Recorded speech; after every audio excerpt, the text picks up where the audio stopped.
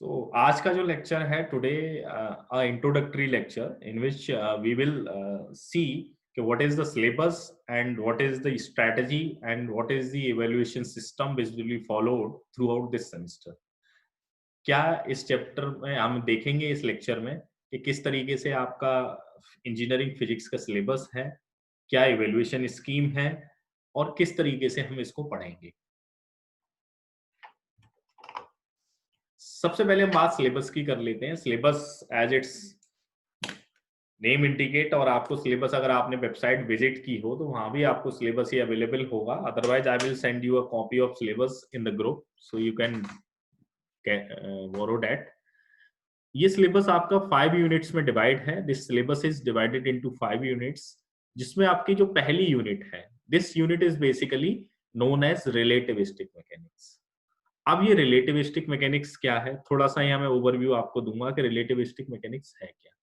You have already heard about relative velocity. Relative मतलब सापेक्ष, एक दूसरे से जुड़े हुए। सापेक्ष मतलब समझ गए, सापेक्ष क्या होता है? सापेक्ष का मतलब हो गया एक दूसरे से जुड़े हुए। जैसे आप दो ट्रेन आ रही हैं, आप रिलेटिव स्पीड नहीं निकालते थे, तो उसी तरीके की ये रिलेटिव मैकेनिक्स है इन विच यू विल स्टडी। क्या स्टडी करेंगे आप इसमें? Relative motion of object, object की रिलेटिव मोशंस की स्टडी होगी, जिसमें काफी सारी चीजें हम स्टडी करेंगे। जो कंटेंट है वो आपका कंटेंट ये है। पहला जैसे टॉपिक आपका है फ्रेम ऑफ रेफरेंस है, उसके बाद आपका ये नए नए टर्म्स आपको मिल रहे होंगे, बट मैं इन सबको एक एक टॉपिक पढ़ाऊंगा। अभी मैं थोड़ा सा आपको यहाँ बता रहा हूँ कि ये एनर्जी मास रिलेशन है, ये आइंस्टीन मास एनर्जी रिलेशन है जो आपने पढ़ा होगा, E इक्वल्स टू mc²। ये वाला रिलेशन आप लोग ऑलरेडी पढ़ चुके हैं। ये रेडमी करके कौन है, ये क्या दिक्कत है, और ये नाम लिख के कौन आ रहा है? Who is this? मैं अलाउड नहीं करूंगा इन लोगों को।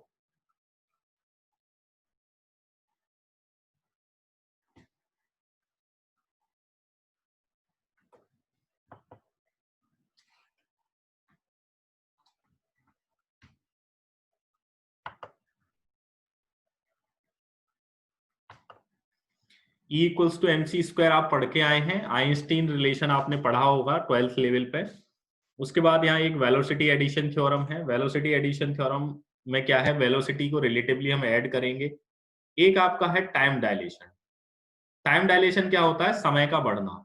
एक है आपका यहाँ पे ये लेंथ कॉन्ट्रैक्शन, लंबाई का घटना। कॉन्ट्रैक्शन मीन्स होता है घटना किसी चीज का। मैं थोड़ा यहाँ हिंदी को प्रीफर इसलिए कर रहा हूँ, कुछ बच्चे यहाँ पे हिंदी मीडियम से हैं, तो इस तरीके से।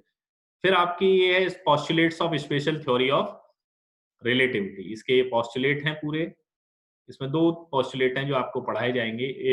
लॉरेंस ट्रांसफॉर्मेशन क्या है? ये एक ट्रांसफॉर्मेशन है। कोऑर्डिनेट्स आपका जो होते हैं, कोऑर्डिनेट सिस्टम में हम देखते हैं, उन कोऑर्डिनेट सिस्टम को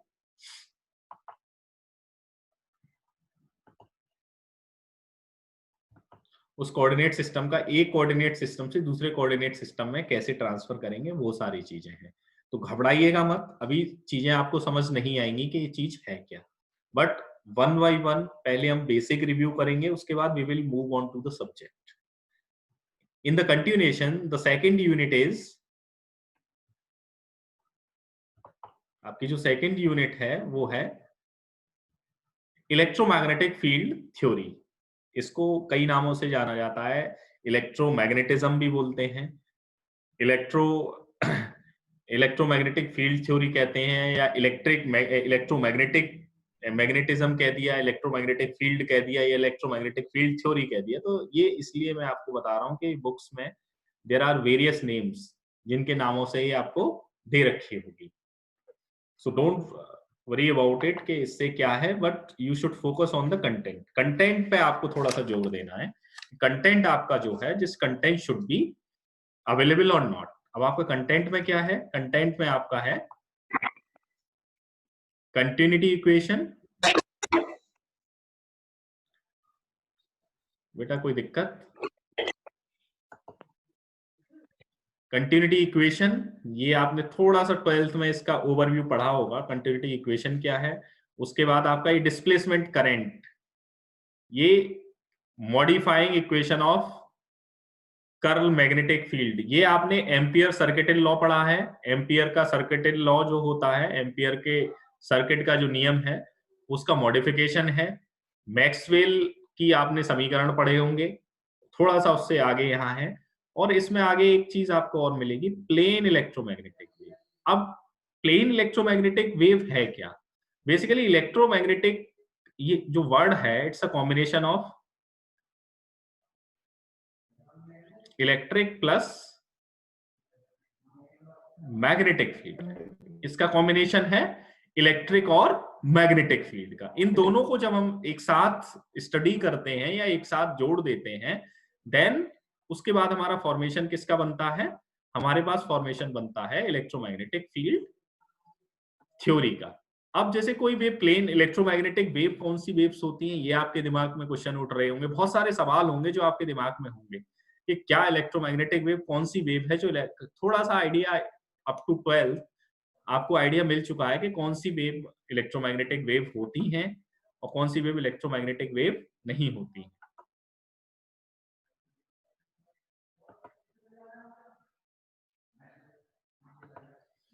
तो यहां पर हम बात कर रहे थे इलेक्ट्रोमैग्नेटिक। अब आप देख लिए आगे नेक्स्ट टॉपिक है ट्रांसवर्स नेचर। ट्रांसवर्स को आपने पढ़ा होगा अगर बुक्स में आप देखें तो, एक होता है अनुदैर्घ्य और एक होता है अनुप्रस्थ। हिंदी में थोड़ा सा बता देता हूं, जो ट्रांसवर्स होता है उसको बोलते हैं अनुप्रस्थ।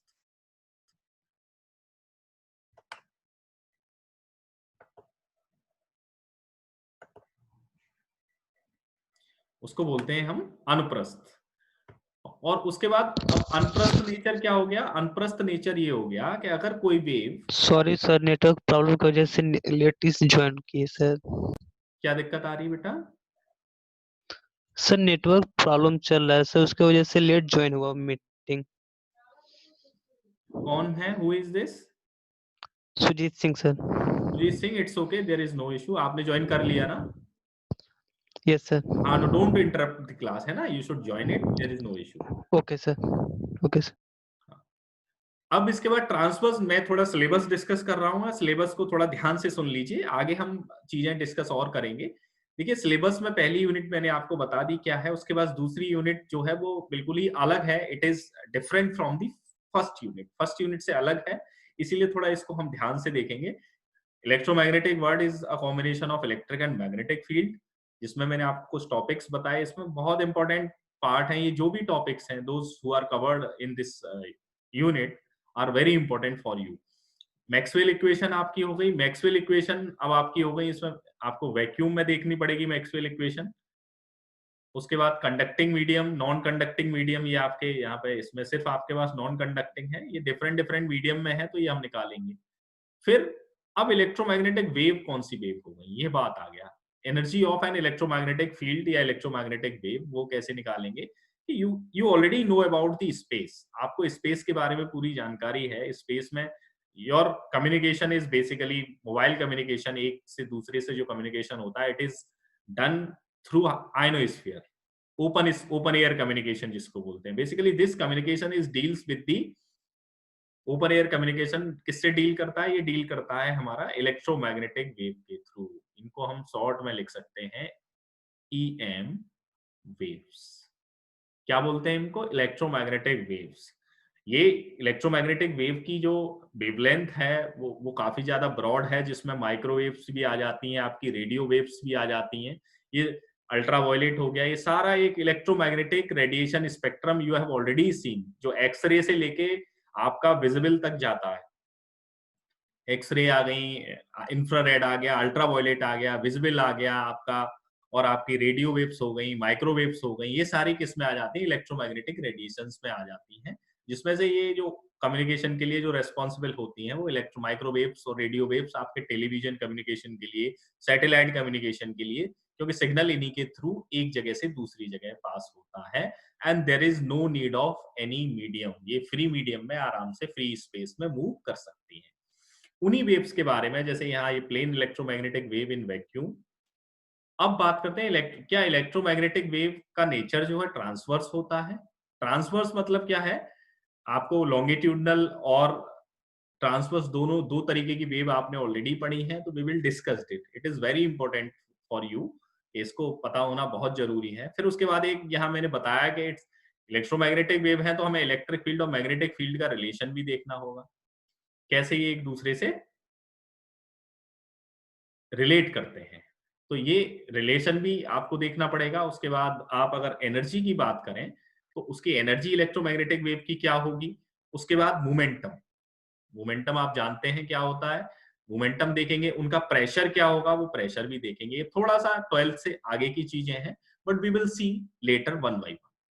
आई होप कि you have got the idea about this unit, कि हम इस यूनिट में क्या पढ़ने वाले हैं। बहुत से ऐसे टर्म्स हैं, those who have already not listened by you, but कुछ वर्ड ऐसे हैं जैसे एनर्जी है, electromagnetic wave, electric field, displacement current, Maxwell, और ये सारी चीजें आपने पढ़ रखी है ऑलरेडी, 12th में आपने पढ़ा है। अगर नहीं भी पढ़ा है तो वी विल डिस्कस दिस। अब नेक्स्ट जो आपकी यूनिट है, ये यूनिट है आपकी क्वांटम मैकेनिक्स। इसको एक नाम से और जानते हैं हम, मॉडर्न फिजिक्स भी बोलते हैं इसको, इसको मॉडर्न फिजिक्स भी बोला जाता है। मॉडर्न फिजिक्स मतलब हो गया आधुनिक जो फिजिक्स की बात होती है, वो है ये मॉडर्न फिजिक्स। तो इसमें आपको परेशान होने की जरूरत बिल्कुल नहीं है, ये थोड़ा सा नए चीजें हैं, नई चीजें हैं, तो नई चीजों को थोड़ा सा अच्छे से पढ़ेंगे। कुछ चीजें आपने इसमें से पढ़ रखी होंगी, जैसे कि ब्लैक बॉडी, कि ये आदर्श कृष्ण का एक आपने हिंदी वाले बच्चों ने पढ़ा होगा क्या होता है, पढ़ा होगा आदर्श कृष्ण का ब्लैक बॉडी। उसके बाद स्टीफन्स लॉ आपने, वीन्स लॉ, रेली जीन्स लॉ, उसके बाद आपका प्लांक लॉ है, ये थोड़ा सा आगे बढ़ जाएंगे इसमें। फिर उसके बाद wave particle duality. Wave particle duality is what? Wave particle duality is basically it shows the dual nature of light. Light किस तरीके का नेचर रखती है, whether it is a wave और अ पार्टिकल। तो we will see this phenomena कि wave particle duality क्या है। इसको वेव पार्टिकल डुअलिज्म भी बोलते हैं, और एक वेव पार्टिकल डिलेमा भी बोलते हैं। तो there are various names, but meaning is same. Next जो आपका एक वर्ड है जो शायद आपने ना सुना हो, दिस इज, वैसे तो 12th में जो सीबीएसई बोर्ड से बच्चे हैं, they those who have already studied matter waves. Matter waves क्या होती हैं? मैटर वेव्स क्या होते हैं कि डी ब्रोगली एक साइंटिस्ट फिजिसिस्ट हुए, फिजिसिस्ट, उन्होंने सजेस्ट किया कि कोई भी मूविंग पार्टिकल है तो वो पार्टिकल क्या है, एक वेव से सराउंड रहता है, और जिस वेव से सराउंड रहता है उस वेव को उन्होंने कहा वो वेव मैटर वेव बोली जाती है, क्योंकि वो मैटर पार्टिकल क्या है, इट्स अ मैटर, तो मैटर को सराउंड कर रही है, बिकॉज ऑफ दैट वो मैटर वेव कही जाती है। तो उससे रिलेटेड आगे की चीजें हैं। फिर एक साइंटिस्ट और हुए जिन्होंने क्या है, इस मैटर वेव के लिए इक्वेशन बताई, टाइम डिपेंडेंट और टाइम इंडिपेंडेंट। वो साइंटिस्ट थे आपके श्रोडिंजर। श्रोडिंजर ने ये आपको इन दोनों के बारे में बताया।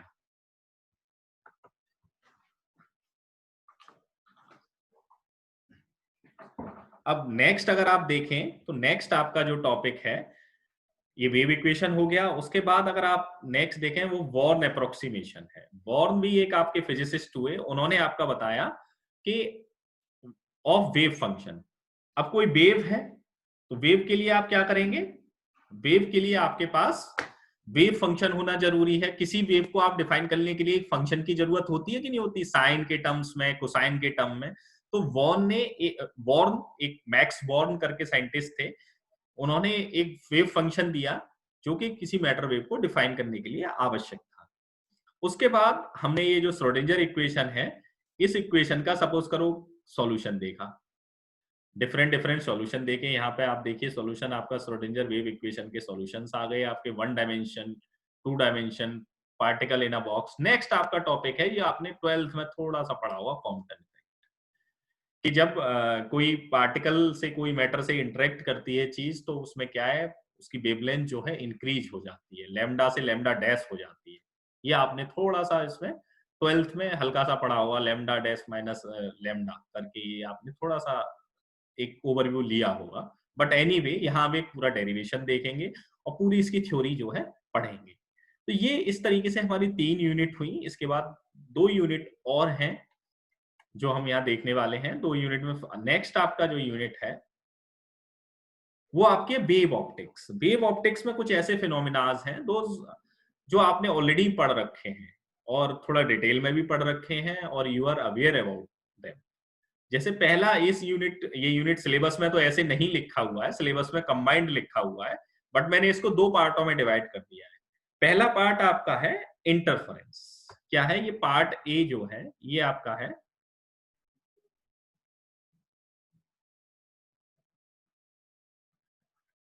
इंटरफेरेंस। इंटरफेरेंस को हिंदी में कहते हैं व्यतिकरण। अब शायद यूपी बोर्ड वाले बच्चे समझ गए होंगे कि ये व्यतिकरण क्या है, व्यतिकरण समझ आ गया होगा। उसके बाद व्यतिकरण में भी आपकी 2-3 चीजें हैं। एक कोहेरेंट सोर्स, ये आपने बहुत अच्छे से पढ़ा होगा।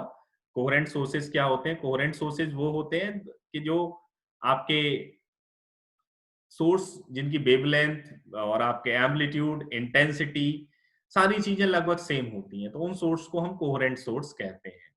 और यंग डबल स्लिट एक्सपेरिमेंट आपने देखा होगा, जिसमें उन्होंने 2 स्लिट को एक सोर्स को 2 स्लिटों के थ्रू लाइट को पास करके कोहेरेंट सोर्स बनाए थे। ये आपने 12th में अब तक पढ़ा होगा, लेकिन अब इससे थोड़ा सा आगे यहाँ हम पढ़ेंगे।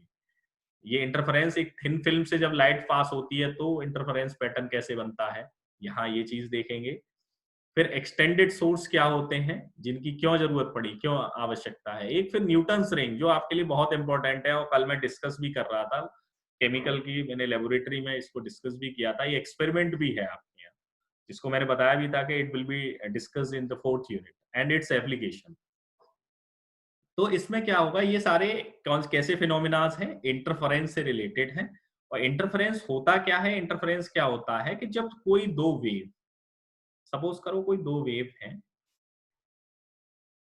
ड्राइंग इज नॉट गुड, आप ये समझ लो कि इन वेव की एम्पलीट्यूड भी सेम है दोनों का, और इनकी वेवलेंथ भी सेम है ऑलमोस्ट, और इंटेंसिटी भी सेम है। अब ये कहीं जाके सुपर इम्पोज मतलब एक दूसरे से मिलती हैं कहीं भी जाके। तो जिस रीजन में ये एक दूसरे से मिलती हैं, वहां क्या होगा भाई, इसकी इंटेंसिटी और इसकी इंटेंसिटी, दोनों की इंटेंसिटी क्या होगी, कंबाइंड होगी। कंबाइंड होने की वजह से क्या होगा, जो रिजल्टेंट इंटेंसिटी होगी, that will be the combination of I1 and I2, और I1 और I2 आर नियरली इक्वल। तो ये क्या हो जाएगा, आप ट्वाइस ऑफ I1 कर सकते हैं या ट्वाइस ऑफ I2 लिख सकते हैं। तो इसकी वजह से क्या होगा, इंटेंसिटी मॉडिफाइड हो जाएगी। ये मॉडिफिकेशन की वजह से इसमें क्या होगा आपका, कि आपको एक पैटर्न मिलना शुरू होगा। सपोज करो आपने एक स्क्रीन लगा दी, अगर आप उस स्क्रीन पे एक पैटर्न देखेंगे तो उस पैटर्न में क्या होगा, आपको कहीं मिनिमा दिखेगा, कहीं आपको मैक्सिमा दिखेगा, कहीं आपको फिर मिनिमा दिखेगा, फिर मैक्सिमा दिखेगा, फिर मिनिमा, फिर मैक्सिमा। इस तरीके से I am just giving an example. तो ये पैटर्न आपको दिखेगा, कहीं आपको ये डार्क दिख रहा है, कहीं आपको ब्राइट दिख रहा है। तो इन जो ब्राइट और डार्क है, इनको हम बोलते हैं फ्रिंज। हिंदी तो मैं भूल गया इसकी क्या है, लेकिन बता दूंगा मैं आपको लेटर। इसको हम बोलते हैं फ्रिंज। और जो ब्राइट हैं वो होती हैं मैक्सिमा, और जो डार्क हैं वो होते हैं मिनिमा। तो जब ये दोनों सोर्स सेम हैं तो इनके मिनिमा, इस वेव का मिनिमा इस अगली वेव के मिनिमा से मैच करेगा, मैक्सिमा मैक्सिमा से मैच करेगा। तो एक हमें सिमेट्रिक पैटर्न मिलेगा। जिस हम सोर्स लेने की कंडीशन ही यही है। अब सपोज करो कि मैंने कोई वेव ले ली जिसकी फ्रीक्वेंसी कुछ अलग है और एम्पलीट्यूड कुछ अलग है, तो इसकी वजह से क्या होगा, हमको सेम फिनोमेना ऑब्जर्व नहीं होगा, तो सेम पैटर्न हमें बिल्कुल नहीं मिलेगा और हम उसके लिए कैलकुलेशन नहीं कर पाएंगे। So because of that, coherent source is the necessity to observe the interference phenomena. Interference को ऑब्जर्व करने के लिए कोहेरेंट सोर्स होना हमारे लिए जरूरी है। ये आप इसको रिमेंबर रखेंगे। उसके बाद न्यूटन्स रिंग आपका एक ये बड़ा इंपॉर्टेंट पार्ट हो गया। न्यूटन्स रिंग भी आपका उसी तरीके से फिनोमेना है जिसकी आप स्टडी इसमें करने वाले हैं। अब नेक्स्ट पार्ट इसका क्या है, डिफ्रैक्शन। ये आपका डिफ्रैक्शन, आप अगर जानते हो विवर्तन, हिंदी में अगर इसको बोले, कि थोड़ा सा मैं बता दूं यहाँ कि क्या होता है कि अगर लाइट, थोड़ा सा यहाँ बताते हैं, लाइट अगर सपोज लाइट आ रही है, अगर ये लाइट सीधी जाए तो ये सीधी निकल जाएगी विदाउट एनी डिविएशन। अगर यही लाइट इस एज से टकराती है, एज समझ रहे हो, किसी स्लिट स्लिट मतलब कोई छोटे से होल से जिसका वो साइज है वो काफी स्मॉल है, उससे अगर टकराती है तो उससे क्या होगा, ये लाइट जो है पास होगी तो क्या होगा, ये अपने ओरिजिनल पाथ से डिविएट हो जाएगी, जिसको इधर जाना चाहिए उधर नहीं जाएगी। अगर आप यहाँ एक स्क्रीन लगा के देखें तो ये लाइट जो एज से आ रही है वो लाइट क्या है, डिविएट हो जाती है, और जो बिल्कुल विदाउट एनी टचिंग आ रही है वो लाइट सीधी सेंटर से जाती है और जैसी होती है वैसी ही ऑब्जर्व हो जाती है। लेकिन यहां जो लाइट पहुंचती है, इस ऑब्स्टिकल की वजह से लाइट क्या है, जस्ट बेंड हो जाती है अपने पाथ से, दोनों तरफ बेंड हो जाती है, इसे इससे भी इसे इससे भी। तो this bending of light is basically known as diffraction. अब डिफ्रैक्शन भी दो टाइप के होते हैं, एक फ्रेस्नेल होता है, एक फ्रॉनहोफर डिफ्रैक्शन होता है। अब आपके कोर्स में फ्रेस्नेल नहीं है, मैं थोड़ा सा उसको बता दूंगा फ्रेस्नेल क्या होता है, बट आपके कोर्स में फ्रॉनहोफर है। तो Fraunhofer diffraction due to single slit, ये एक स्लिट है। फिर हम डबल स्लिट पढ़ेंगे तो हम दो स्लिट बना लेंगे। इस तरीके से डबल स्लिट से कैसे डिफ्रैक्शन होगा, डबल स्लिट जैसे ये टॉपिक है। नेक्स्ट आपका एब्सेंट स्पेक्ट्रा है। एब्सेंट स्पेक्ट्रा देखेंगे कि कुछ, अब डबल स्लिट हो गई तो डबल स्लिट में क्या है, कुछ स्पेक्ट्रा एब्सेंट भी होंगे। क्यों होंगे, क्योंकि देखो इसके भी पैटर्न कुछ इधर आएंगे, इसके भी पैटर्न कुछ इधर आएंगे, तो कुछ मैक्सिमा और मिनिमा क्या करेंगे, ओवरलैप हो जाएंगे। जैसे आप सपोज करो ये है, अब दूसरी वेव क्या है वो इस तरीके से चल गई। अब क्या हुआ, देखो इसका जो मैक्सिमम यहाँ क्या है, ये ओवरलैप हो गई, यहाँ देखो ये ओवरलैप हो गई, तो इस ओवरलैपिंग की वजह से ये मिनिमा हो गया इसका, ये मैक्सिमा हो गया, तो इसकी वजह से यहाँ क्या है, ये एब्सेंट हो जाएगा स्पेक्ट्रा।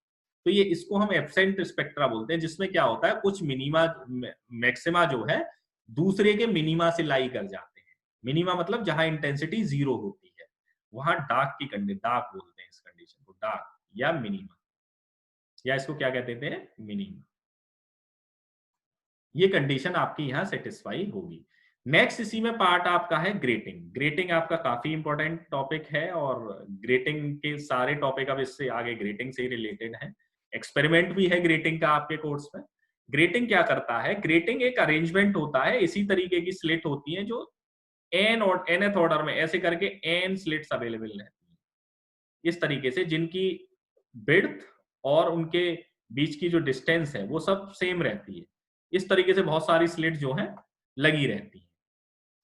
तो उसके लिए भी हम एक्सप्रेशन निकालेंगे, उसके लिए भी कैलकुलेशन करेंगे, फिर उसकी डिस्पर्सिव पावर देखेंगे क्या होती है। रिजॉल्व मतलब किसी दो चीजों को सेपरेट करना, और रेलेस क्राइटेरिया क्या है रेजोल्यूशन, फिर उसके पावर के लिए फॉर्मूला निकालेंगे। अब ग्रेटिंग बता दूं थोड़ा क्या है। ग्रेटिंग अगर आपने कोई एक बॉक्स लिया, अगर लाइट इस तरीके से इस पर पड़ रही है, तो ये क्या करती है grating, it splits light into different different colour. क्या होता है, विबग्योर BIVGYOR,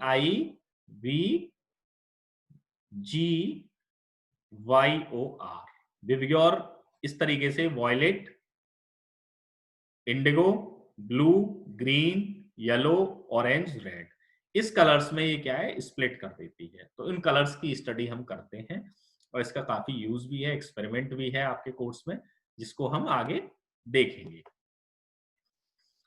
अब आपकी जो लास्ट यूनिट है, और बहुत इंपॉर्टेंट यूनिट है, जो सारे ही इंपॉर्टेंट हैं, but this unit is basically much much important. इसको भी पहला पार्ट, जैसा कि इसका नाम है फाइबर ऑप्टिक्स एंड,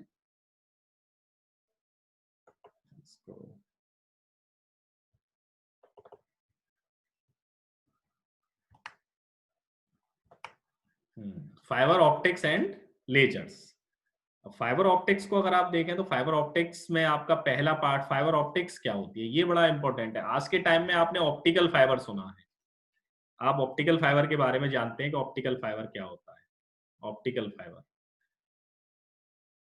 जो आपकी इंटरनेट केबल होती हैं, FIBRE या FIBER, दो स्पेलिंग मिलेंगी, तो उससे कंफ्यूज होने की जरूरत नहीं है। ऑप्टिकल फाइबर आपका क्या करता है, एक कम्युनिकेशन के लिए यूज होता है। इसमें क्या है, जो सोर्स होता है वो लेजर होता है, जिससे क्या है, आप इंफॉर्मेशन थाउजेंड्स ऑफ किलोमीटर्स तक भेज सकते हैं ऑप्टिकल फाइबर के थ्रू। जो ऑप्टिकल फाइबर केबल आजकल इंटरनेट के लिए यूज हो रही हैं, तो उनमें क्या है, यू कैन सी दैट कि जो केबल्स हैं उनसे क्या है, कम्युनिकेशन बैंडविड्थ और इंटरनेट की जो स्ट्रेंथ है that is much much good, बहुत अच्छी आपको वो पावर जो है इस समय मिल रही है। अब नेक्स्ट इसमें क्या है, लेजर क्यों, लेजर की स्टडी क्यों जरूरत पड़ी? आप लेजर की कैरेक्टरिस्टिक्स नहीं जानते तो थोड़ा सा देख लीजिए। आपने देखा होगा छोटे पे आप एक छोटा टॉर्च टाइप का आता था रेड कलर का, जिसको आप प्रेस करते थे तो वो काफी दूर तक जाता था। तो लेजर की एक कैरेक्टरिस्टिक्स है कि लेजर में अगर आप देखें तो लेजर के लिए जो रेडिएशन होता है वो बिल्कुल इंटेंस होता है और एक लॉन्ग डिस्टेंस तक जा सकता है। अब यही ले लीजिए टॉर्च होती, अगर टॉर्च में आप अगर कम्युनिकेशन देखें तो टॉर्च से कुछ रेडिएशन निकलता है तो स्टार्टिंग में ऐसे निकलता है, फिर ये फैलता चला जाता है इस तरीके से, और बाद में जाके ये आपको अंधेरा दिखने लगता है। बट जो लेजर से रेडिएशन निकल रहा है, लेजर से जो रेडिएशन निकल रहा है वो रेडिएशन एकदम आपका बीम के फॉर्म में निकलता है, बिल्कुल बीम की तरह इस तरीके से जाता है और बिल्कुल सीधा ही जाएगा, इसीलिए ये लॉन्ग डिस्टेंस तक चला जाता है। इसमें क्या होता है, ये रेडिएशन जो है स्कैटर होता चला जाता है, बढ़ता चला जाता है। आप जनरली टॉर्च घर पे यूज करते होंगे, टॉर्च में you can see that this radiation, और ये आपका हो गया लेजर। तो ये डिफरेंस, बेसिक डिफरेंस है। इसकी इंटेंसिटी बहुत ज्यादा होती है, इंटेंसिटी यानी तीव्रता बहुत अच्छी होती है, लेकिन इसमें क्या है, तीव्रता घटती चली जाती है। तो ये आपका पूरा सिलेबस है, जो इसमें पॉइंट भी कुछ दे रखे हैं, जैसे ऑप्टिकल फाइबर का पहले में देखें, ऑप्टिकल फाइबर का क्लासिफिकेशन भी है आपका, फिर छोटे छोटे कुछ टर्मिनोलॉजी है, जैसे एक्सेप्टेंस एंगल है, न्यूमेरिकल अपर्चर है, नॉर्मलाइज फ्रीक्वेंसी है। ये थोड़े से टर्म्स आपके लिए बिल्कुल नए हैं, बट मैं आपको एक एक टर्म बता के, और ये थोड़ी सी यूनिट आपके लिए नई पड़ेगी। और ये आपका लेजर है, एब्जॉर्प्शन तो आप समझते होंगे, स्पॉन्टेनियस स्टिमुलेटेड एमिशन, लेजर की फुल फॉर्म ही ये होती है, लाइट ऑफ, लेजर की फुल फॉर्म किसी को पता है? लेजर, LASER, क्या हो गया इसका? ये L for light amplification stimulated, light amplification of stimulated emission of radiation, ये होता है लेजर की full form, light amplification of stimulated emission of radiation. इस तरीके से ये लेजर की पूरी फुल फॉर्म बनती है।